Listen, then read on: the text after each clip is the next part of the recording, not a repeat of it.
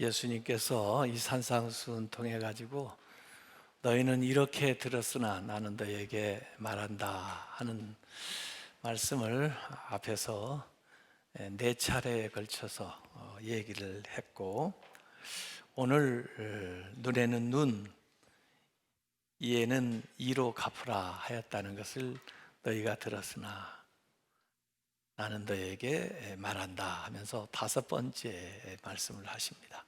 그래서 네 번째는 맹세 금지에 대한 이야기를 했어요. 그래서 예스와 노를 분명히 해라.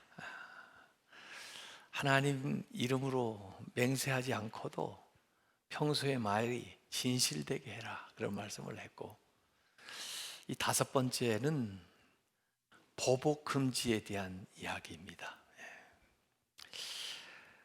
사실은 눈에는 눈, 이는 이로 갚으라. 이것은 모세가 출애굽기 21장 24절에 했던 말씀입니다.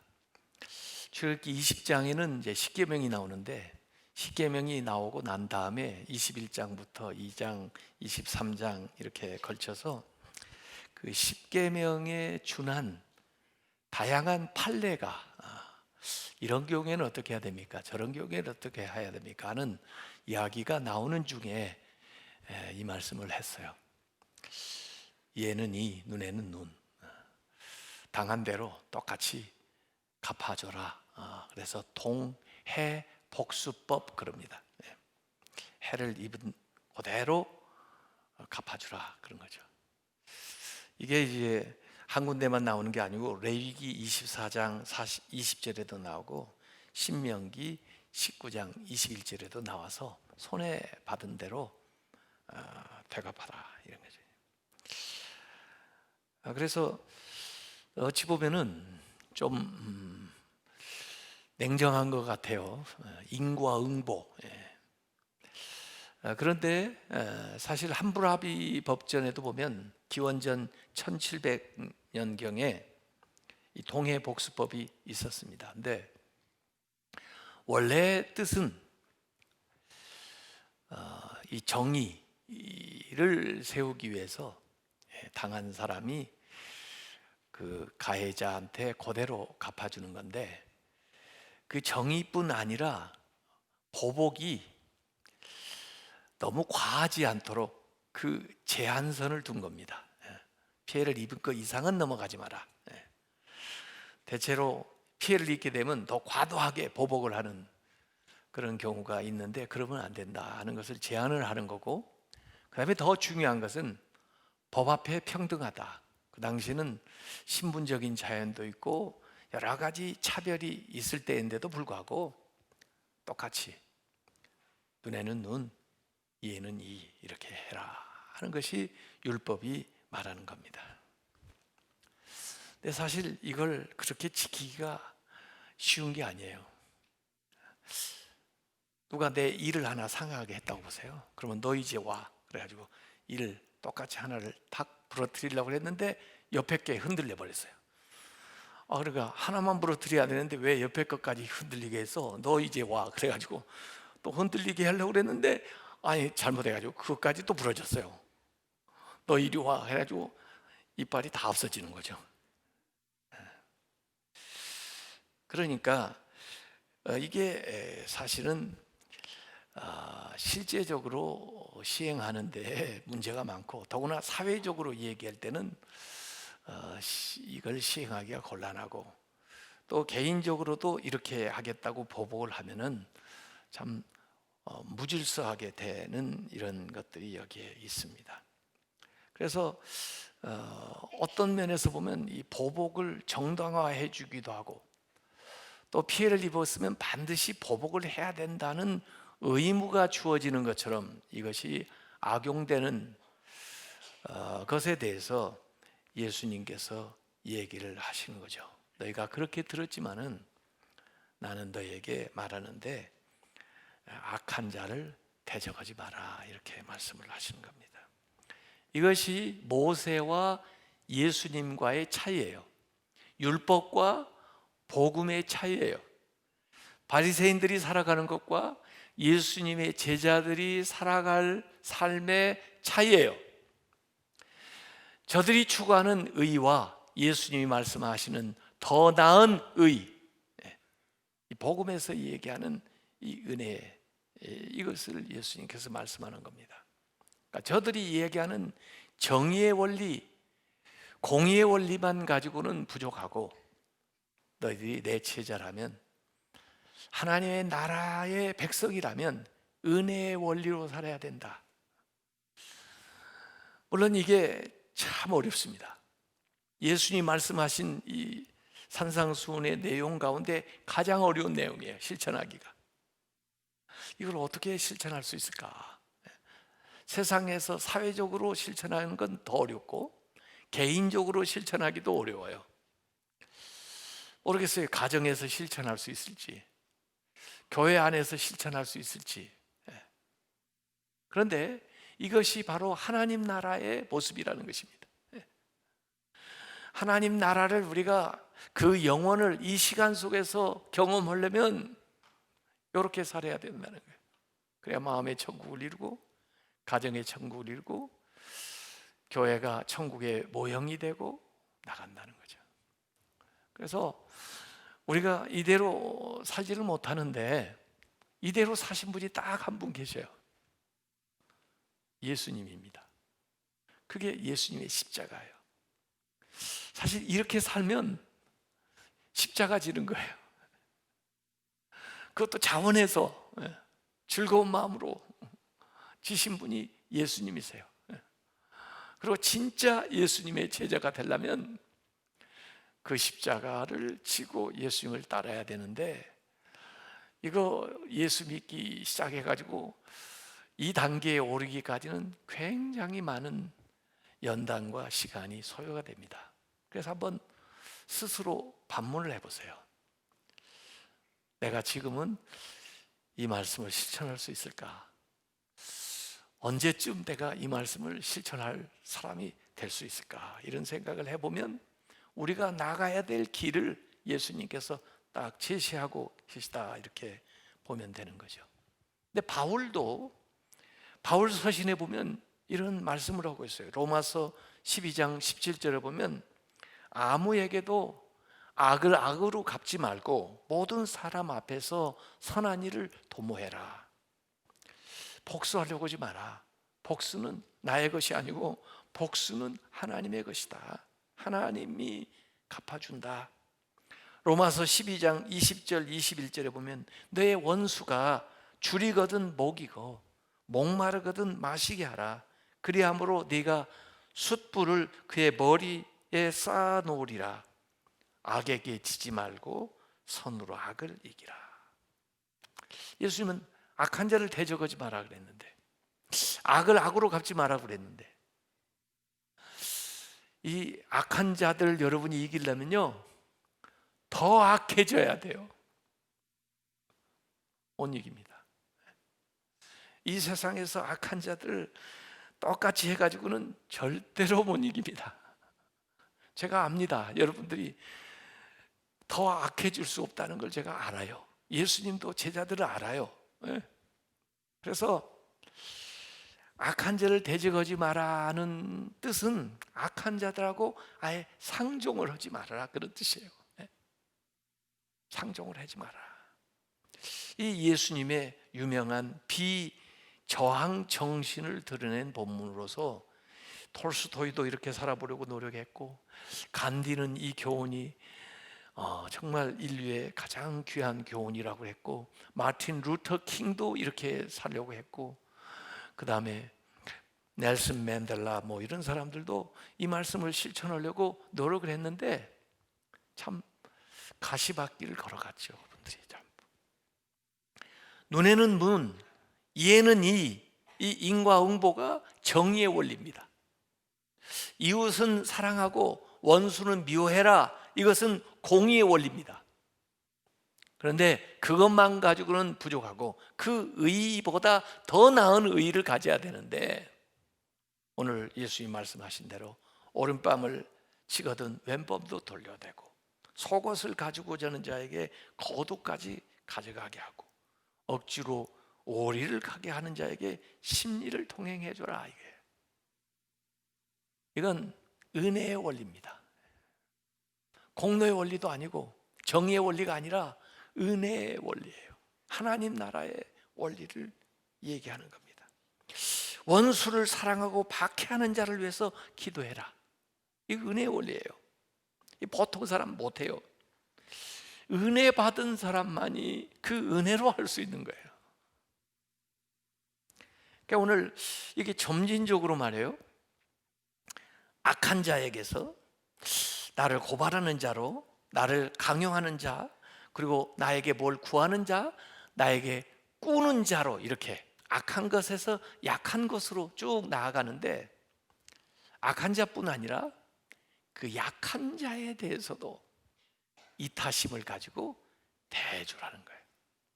그래서 여기 세 가지, 뺨을 때리고 옷을 달라고 그러고 억지로 가게 해달라고 하는 그 세 가지의 그 예뿐 아니라 마지막 네 번째에 나오는 이야기는 이 이타심에 대한 이야기입니다. 구하는 자에게 줘라.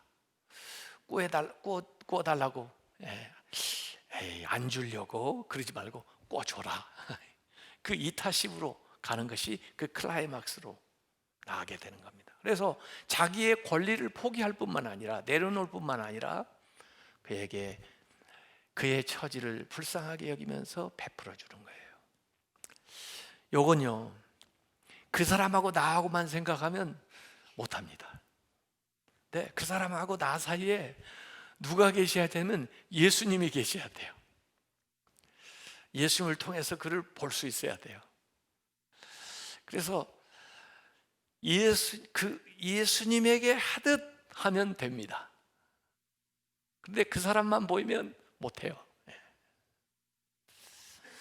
그리고 사실은 이것이 그 사람과 나의 관계보다는 예수님과 나와의 관계예요.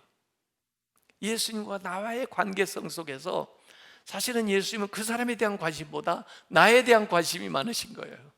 그래서 내가 주님 앞에서 어떠한 사람이 되어야 진정 자유롭고 평화롭고 그리고 승리하는 삶을 살고 있는지를 나한테 가르쳐 주는 거예요. 그하고 관계없이. 예수님은 내 마음을 다루고 계시는 거예요. 그들이 깨트릴 수 없는 내 마음의 평안, 나의 자유를 어떻게 지키는가 하는 것을 예수님께서 말씀하는 거예요. 그들이 너의 뺨을 칠 수 있다 할지라도 내 마음의 평안은 뺏어갈 수 없게 해라. 그들이 네 옷을 가져갈 수는 있어도 네 자유를 빼앗을 수 없게 해라. 그들이 너를 강제할 수는 있어도 내 의지까지 굴복하지 못하게 해라. 그런 말씀을 주시는 거예요. 약한 말씀이 아니에요. 사실 이것이 나를 지키는 길이고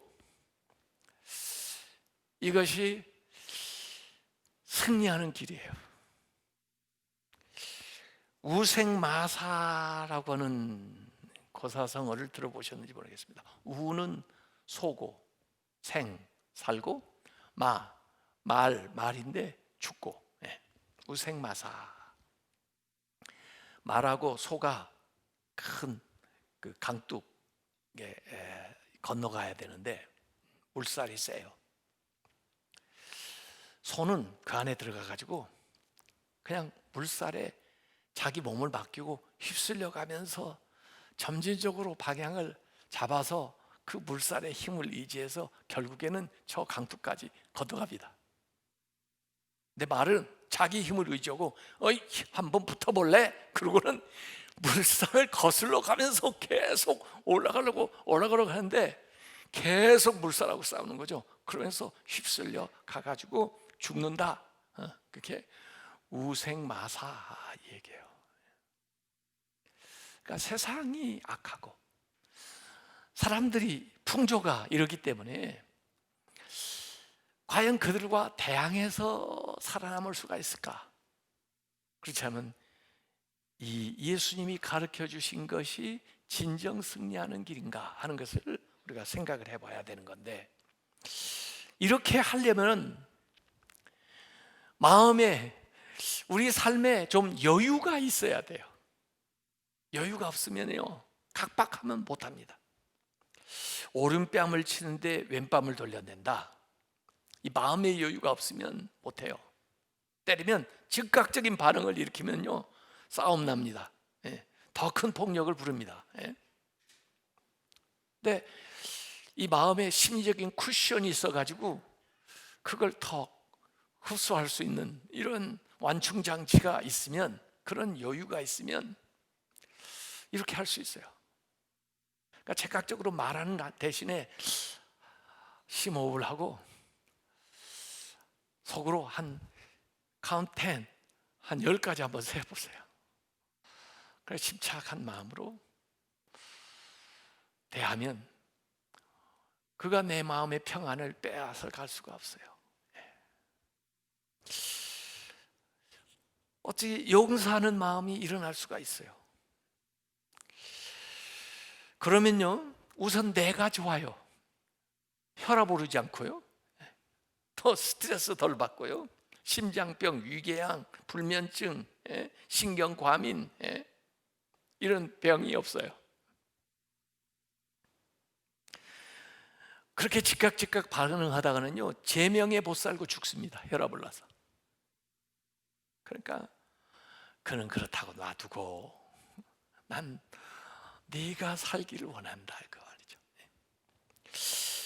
속옷 달라고 그랬는데 그 당시는 속옷은 그냥 뭐 입든지 말든지 중요한 게 겉에다 걸치는 것이 중요한 때예요. 이 걸치는 건 평상시에는 옷이지만 저녁이 되면 이불이 됩니다. 굉장히 중요한 또 가치 있는 이런 건데, 속옷을 달라는데 겉옷까지 줘. 이건요, 물질의 여유가 없으면 못하는 겁니다. 요구하지도 않았는데 더 베풀어 주라 이게요. 그가 마땅히 받을 수 있는 것보다 더 주라 이거예요. 오리를 가자는데 심리를 가져요. 오늘 제가 제목으로 삼은 겁니다. 갈왕자 심리, 왕심리, 정신. 영어에는 another mile spirit이라는 것이 있어요. another mile, 1마일 가달라고 했는데 another mile을 가주는, 또 1마일을 더 가주는 spirit, 정신이 another mile spirit이라고 그래요. 왕심리 정신이죠. 오리를 억지로 가게 했는데 심리까지 동행을 해주려면 시간적인 여유가 있어야 되죠. 그래서 오늘 이렇게 보면은 마음의 여유를 가져라, 물질의 여유를 가져라, 시간의 여유를 가져라 이거예요. 이 왕심리 정신에서 복을 받은 여자가 리브가입니다. 리브가. 그 아브라함의 종 엘리에셀이, 그 아브라함의 이 며느리를 구하러 가는데, 뭐 밖으로 보이는 거야 뭐 누구나 다 아는 사실이지만 그 내면을 좀 알아내야 되겠는데 어떤 여자를 데려와야 될까? 그러면서 그가 기도한 바가 있어요. 제가 우물가에 가서 앉아 있다가 그 물 길러 오는 여자에게 물 좀 다오 하고 얘기했을 때 저에게 물을 줄 뿐만 아니라 제 짐승들에게도 물을 주는, 시키지도 않은 짓인데 그 동물까지 보살피는 그런 마음이 있는 그런 성품 좋은 여자를 만나게 해주십시오. 그 여인이 이삭의 아내가 될 사람인 줄 알고 제가 모시고 가겠습니다. 그렇게 기도했던 거죠. 뭐 쉽게 만난 걸로 성경은 나오지만 아마 물 달라고 했을 때 거절한 사람도 많이 있었을 거예요. 아니 당신은 손이 없어? 남자가 돼가지고 뭐 여자 보고 물 길어 달라고 그래? 그런 사람도 있었을 거고, 또 어떤 여자는 그래요 그리고 그냥 물을 주는 것에서 그친 여자가 있었을 텐데, 이 리브가라는 여자는 이 사람에게 물을 줄 뿐만 아니라 그 동물들이 목마른 것까지도 헤아리면서 제가 저 동물들한테 물을 줘도 괜찮을까요? 그렇게 물어본 여자죠. 그게 왕심리 정신이라 그 여인이 그 복을 받는 거죠. 이것은 하나님의 방식이에요. 세상에서요 선을 선으로 갚는 거 누구나 할 수 있어요. 악을 악으로 갚는 거 세상에서 하는 방식이에요. 마귀는요, 선을 악으로 갚습니다. 이건 마귀의 방식이에요. 그러나 하나님은 악을 선으로 갚고 악을 선으로 이깁니다.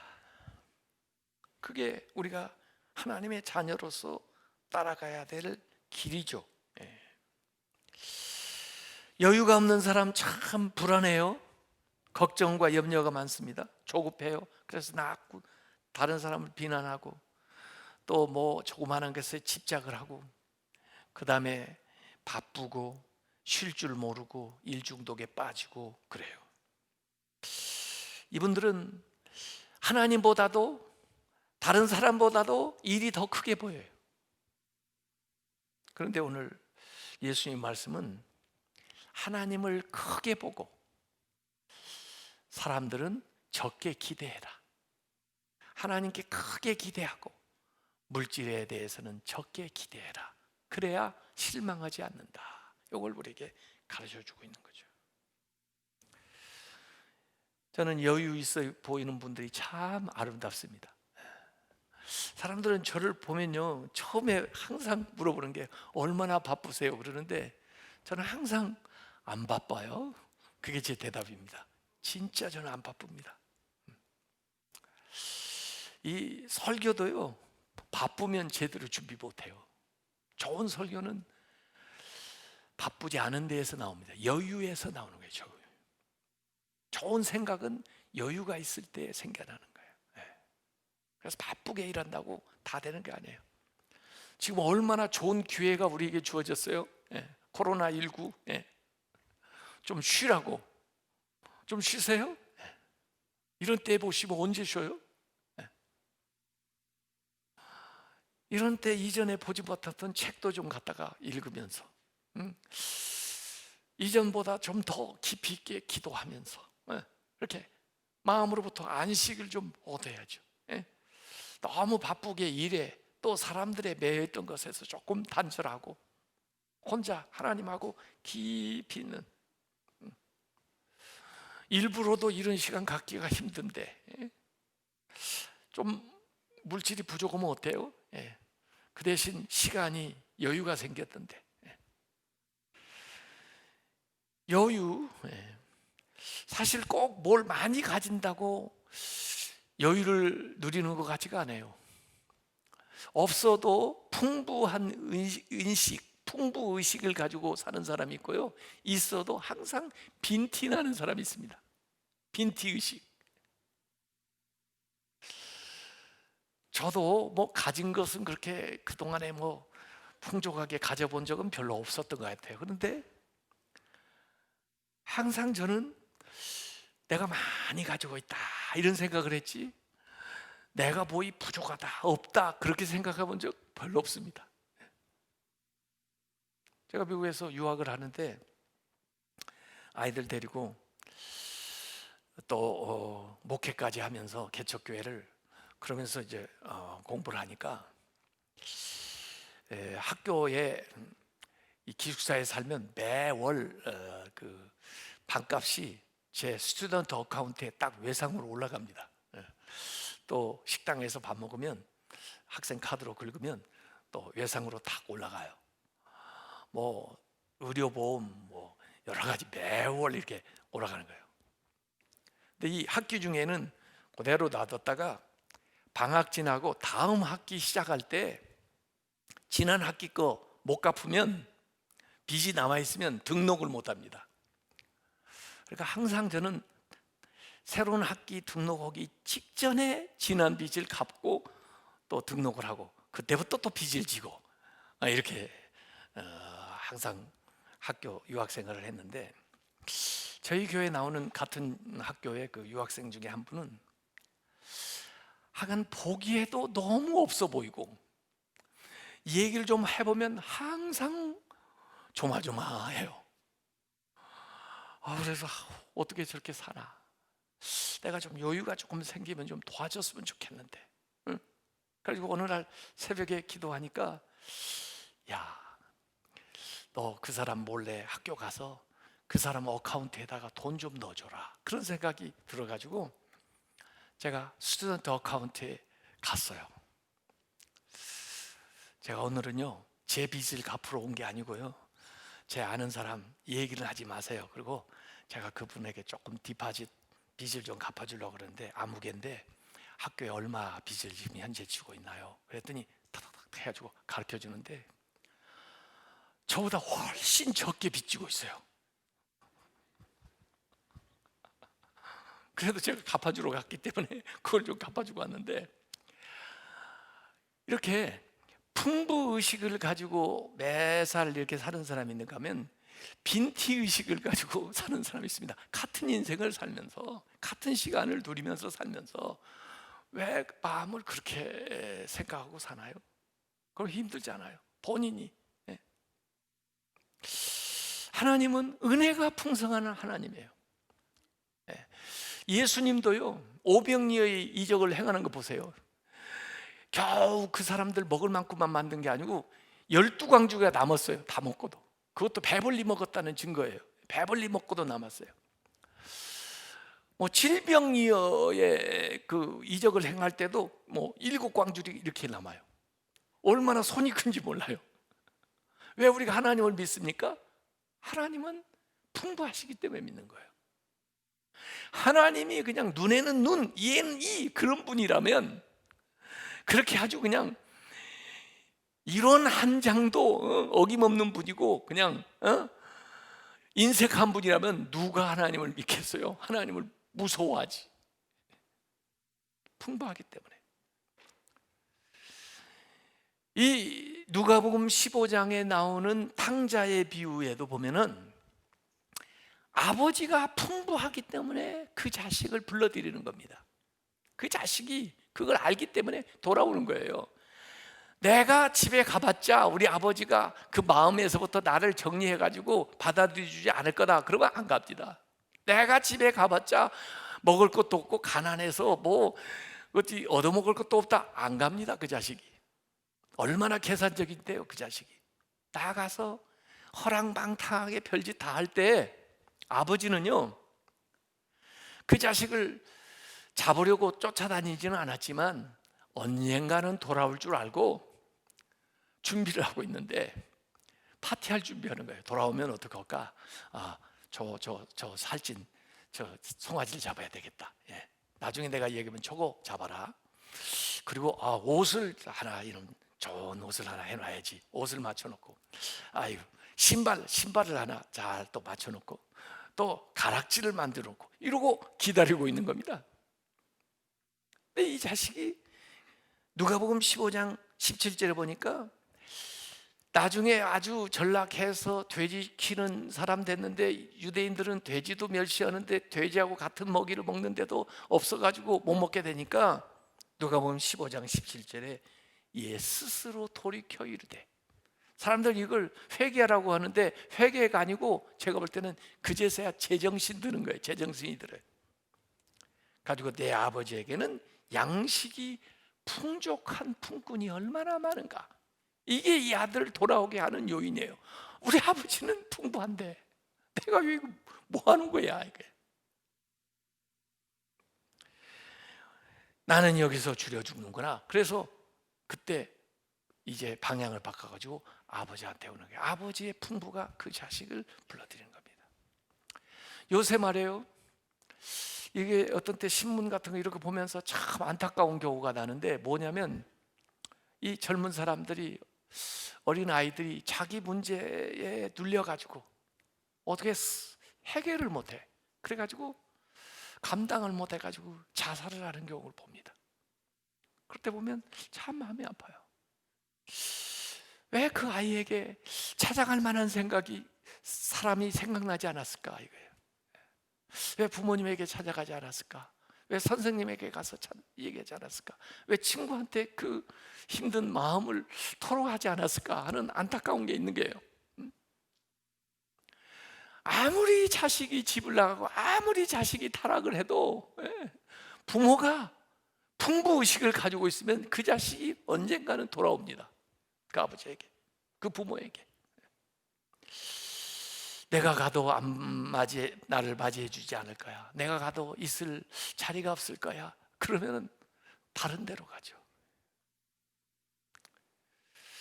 저는 성경에 나오는 인물 가운데 참 이삭을 좋아하는데요. 이삭이 평탄한 삶을 산 것 같기도 하고, 사실은 이삭은 대단한 믿음의 조상 아브라함, 그리고 파란만장한 삶을 산 야곱 사이에 낑겨가지고 존재감이 별로 없고 한 일이 있나 보면은 창세기 26장에 우물 판 얘기가 좀 나와요. 근데 그 우물 파는 이야기가 그분의 인생과 그분의 삶을 그대로 성품을 보여주는 얘기예요. 아버지가 해놨던 그 우물을 팝니다. 그런데 시기하는 자가 와가지고 우물이 귀하니까 우리 거야! 그러고는 가로채요. 우리 같으면 어떻게 네 거야?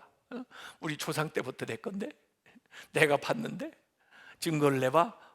그리고 하지 않으면 재판 걸 거야 그럴 텐데, 에따 먹어라. 그냥 주고 또 가는 겁니다. 가서 더 파는데 또 나와요, 우물이.